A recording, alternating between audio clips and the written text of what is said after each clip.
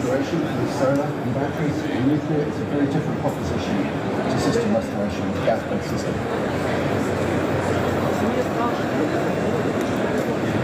Okay, I'm not going to speak further on those. I think I'll speak for the third. Okay, so a gas-based system.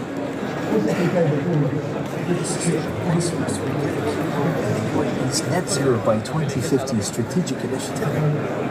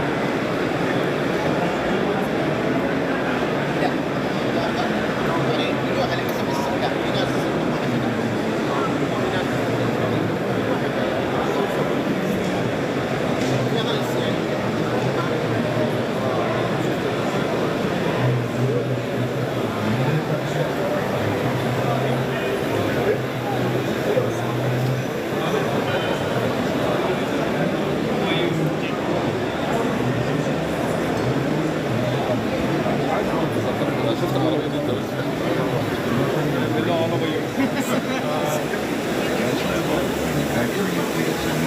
utility and can provide ASME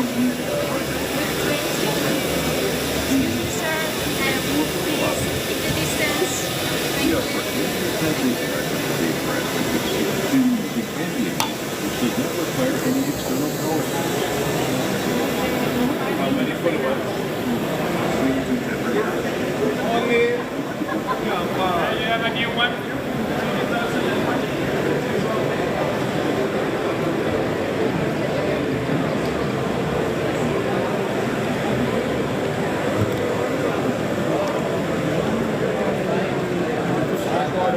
Dumb video. It knows.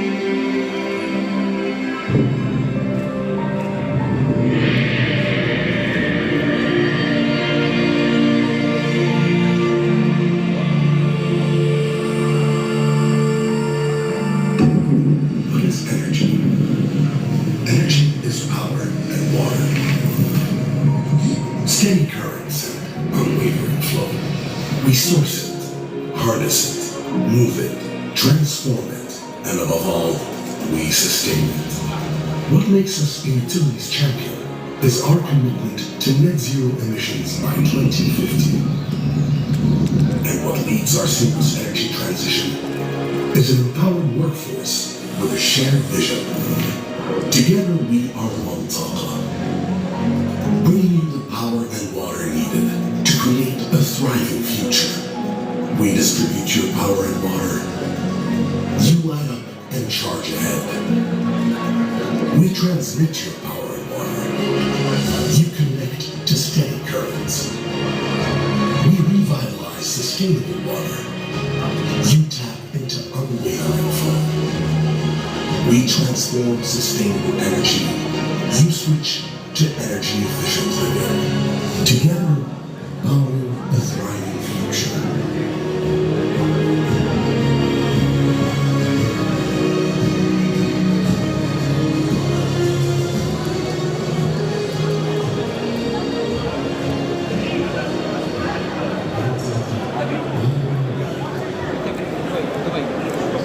أغني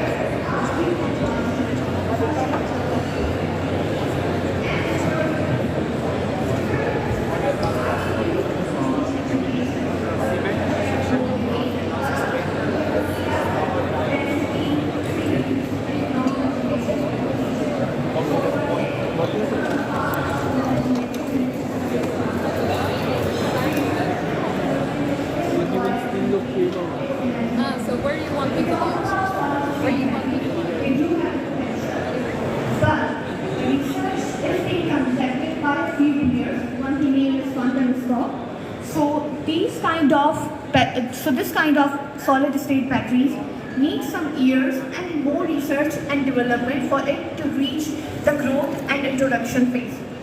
If we talk about some technologies in the introduction phase, so to name a few, hydrogen is one of them. Hydrogen has the potential to become part of our energy storage landscape to provide longer duration that is greater than 10 hours. But it comes with challenges right now. Hydrogen has got higher cost, which I'll discuss in the later presentation too. And another thing that it faces is the challenges in its production and supply infrastructure. If we talk about other technologies, such as flywheel, so it is going to take 5 to 7 years to reach growth phase, because flywheel is being used right now, definitely, but it's not being used at a mass commercialization scale. And even the only country utilizing this technology is China. So it will take time for other regions to follow suit and for this technology to reach growth phase. Then are the sodium-ion batteries. Why the timeline for it to reach growth phase is 3 to 5 years? One thing is that leading suppliers such as Kettle are investing in this technology and doing research in this technology. And another thing is that sodium ion is an abundantly available resource, which makes the research and development and the scale up of this technology much easier than the other technologies such as hydrogen. So if we talk about some technologies lying in the growth phase, as you can see, flow batteries. Flow battery has the potential to provide longer duration energy storage, and definitely it is being installed at 100 megawatt scale, which is a large scale in the grid energy storage market. But right now the challenge that it faces is that flow batteries are bulkable and their costs are also high as compared to lithium-ion batteries or other technologies mentioned here, such as compressed air. If we talk about compressed air energy storage, so it has become a part. We can see that it has a market size of 1500 megawatt, but the main question arises here is which country has installed this market size? So it's only mainly China which has utilized this compressed air energy storage up to all its full potential, but other countries would have to follow suit for it. But in my opinion, compressed air is facing a challenge which is going to hinder its journey towards maturity, and it's that geographical limitation lies for this application. Compressed air are applicable in just a specific location, which limits its capability and potential drastically in the energy storage space. Lithium-ion batteries, the most dominating, the most talked about batteries here.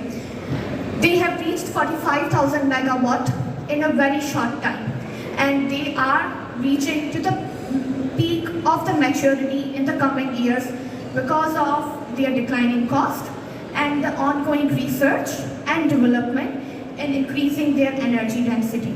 So definitely, as I mentioned before too, that batteries are dominating the landscape as of right now. Still, they will dominate until 2030.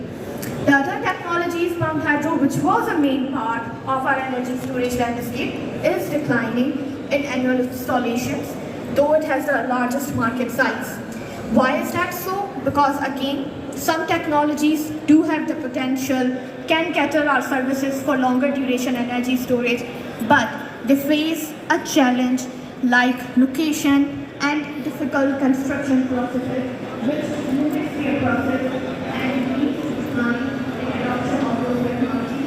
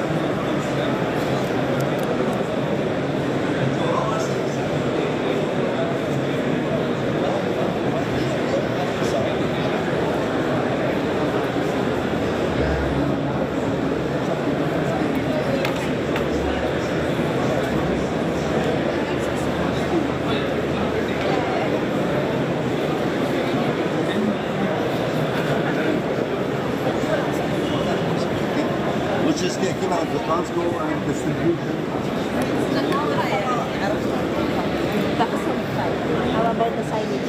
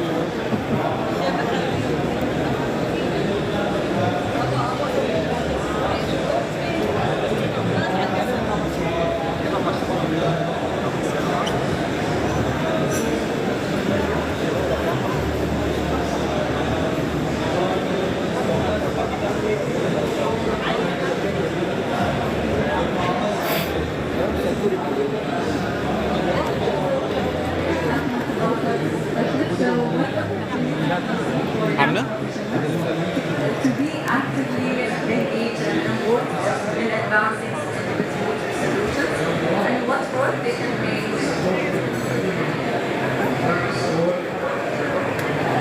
So the water management or the water sector is one or can offer one of the widest supply chain.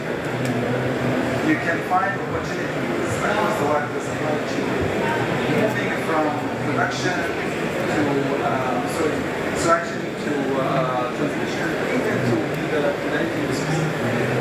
So from the top of your mind, you can come up with tens of these opportunities the moment that you want to. But maybe as an eye opener, I can recommend some of the opportunities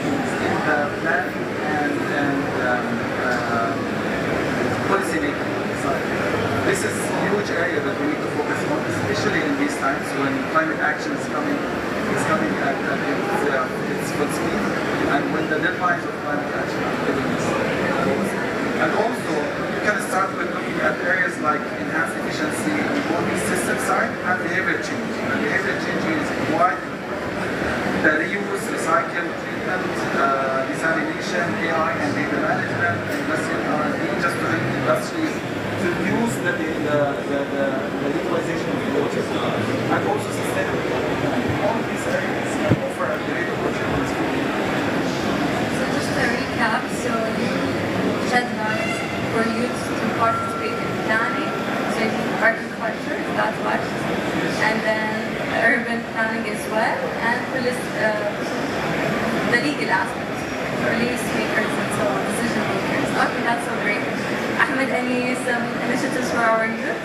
He covered the main ones? Okay, so one thing is what he says is right. You need to know how the cycle of the water from the source to the supply. Each area has opportunity. If you go to source, you can study about the groundwater. If you go to the transition, you will have some mechanical or electrical. If you go to the supply, you will know in financial to save the water or ecosystem water. And all that go into the policy. If you know the whole cycle, then you will know more, and you will give the right policy for the future. Thank you so much for the additional knowledge. Lastly, as we conclude, give an advice to our youth, something you wanted to hear like at the beginning of your professional life, or any advice that you think will make a difference and would touch upon and would resonate with them like in their coming journey. Advice. Right, I can start so I guess I actually have two. One is quite general, which is quite related to climate action. That, now it is time for you, as I mentioned, it's time for you to jump in. Given that the deadline, given that the big problem that we're trying to face, the big problem that we're trying to resolve, I think a single idea, a single initiative, a single project from your side could save lives, could save millions of lives. So I think it is worth thinking of, it is worth considering. And all what you need to do is first to decide that you want to be that person who might come up with that idea to save lives and to save this planet, to save our loved ones. Second, to believe in your ability that I can do it, I can be that person. So this is the first advice. The second advice, which is quite specific to our discussion today about water resource management, I think this line of business is quite promising. This line of business is the right business for whoever is looking for sustainability as an approach for him or for her to be involved in. It can offer lots of opportunities, it can offer lots of doors to open in other areas as well. As I mentioned, it's quite related and linked to energy and food. So without being in the middle of discussions, without being in the middle of dialogue always about water, you will not be able to open these doors. So just go for it and don't wait. I think it's beautiful how Ahmed put it all apart. Sometimes we do things just, in a way to help others, to save lives. Sometimes it's not only about yourself, it's about making a change. And sometimes waking up in the morning just to make a difference in someone's life really matters the most and pushes us to really invest in our time and energy and the opportunities we have nowadays so we can touch upon someone's life or someone's life or any species we see and our earth, of course. Thank you, Ahmed. And as he mentioned, now is the time. It's not after the session, after the meeting, after the day, right now. Once an idea is popped in your head, just write it down and try to plan it out and take an action. Thank you, Ahmed, for the advice. What I want to say, we are a nice opportunity. Our government gives the youth support you will never see in another country. which is what we see when we attend another conference about youth, and what they say, we don't have support, we don't have youth in even higher level or something like that. We are here in UAE, we have a chance, we have opportunity, we have our government, our شيوخنا ما يقصرون فينا يعطونا الفرص اللي احنا ندورها في الوقت الحالي الحين. لا نضيع الفرصة، كل جيل له فرصة ولازم كل شخص يبحث عنها. That's very correct. We would not be here without our country's support and such opportunities. And I think all of us here we can relate to such advice. And if anything is stopping you to yourself, opportunities here, especially in the UAE, they're abundant. And you just have to see persons, entity, just to reach out to them. That's very correct. Okay, now let's open up to the audience. If you have any questions to our speakers, please just raise your hand and we'll help you with the mics. Thank you. Any questions? You're good? We can ask questions if you want. بيسألوكم أسئلة.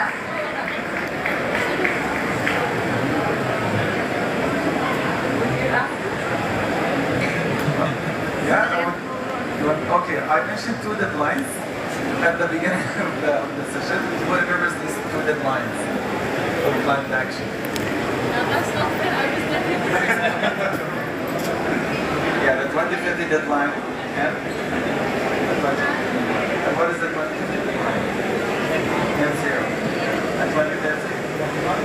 45%. Yes, we have a chance.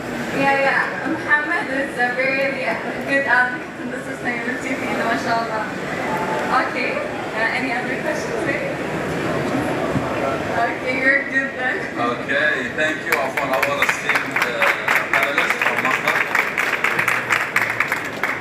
And now please accept trophies as a token of appreciation from the Taqa Youth Council.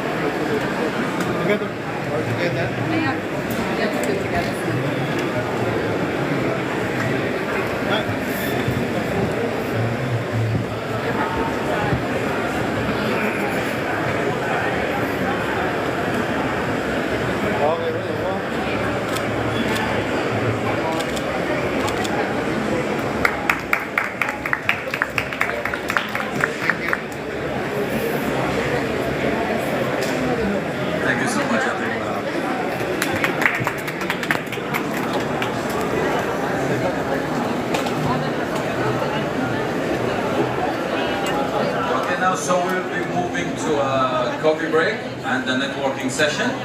Please feel free to connect with the other delegates and discuss the topics that we've covered today. And get a refreshment. We'll be back inshallah at 3 p.m.